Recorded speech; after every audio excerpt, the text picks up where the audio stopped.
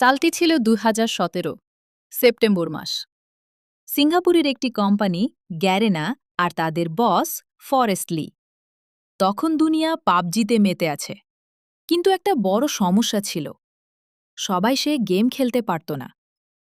কারণ পাবজি খেলতে ভালো ফোন দরকার ছিল, যেটা অনেকের কাছে ছিল না। ঠিক তখনই গরিনা একটি বড় সিদ্ধান্ত নেয়। তারা ভাবে, আমরা এমন একটি গেম বানাবো যেটা গরিবের ফোনেও চলবে। এই চিন্তা থেকেই জন্ম নেয় ফ্রি ফায়ার।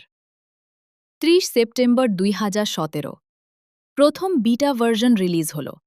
মাত্র ৫০ জন প্লেয়ার, ১০ মিনিটের ছোট ম্যাচ, গ্রাফিক্স ছিল কার্টুনের মতো।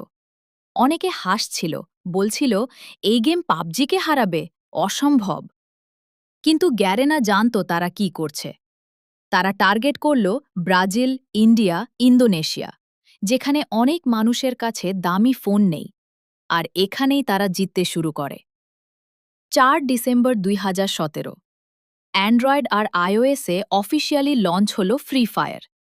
মাত্র ৫০০ মেগাবাইট সাইজ, ১ গিগাবাইট র্যাম ফোনেও চলে। আর পাবজি মোবাইল তখনও আসেনি। এই সুযোগটাই কাজে লাগালো ফ্রি ফায়ার, আর অল্প সময়ের মধ্যেই মার্কেট দখল করে নিল। তারপর এলো ২০১৯ সাল। ফ্রি ফায়ার হয়ে গেল দুনিয়ার সবচেয়ে বেশি ডাউনলোড হওয়া মোবাইল গেম। ১ বিলিয়নের বেশি মানুষ ডাউনলোড করল।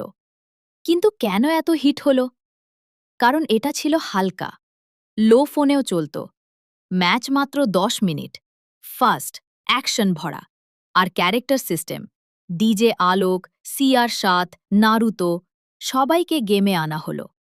আর সবচেয়ে বড় কথা, গেমটা ছিল ফ্রি। তারপর ২০২১ সালে এলো ফ্রি ফায়ার ম্যাক্স।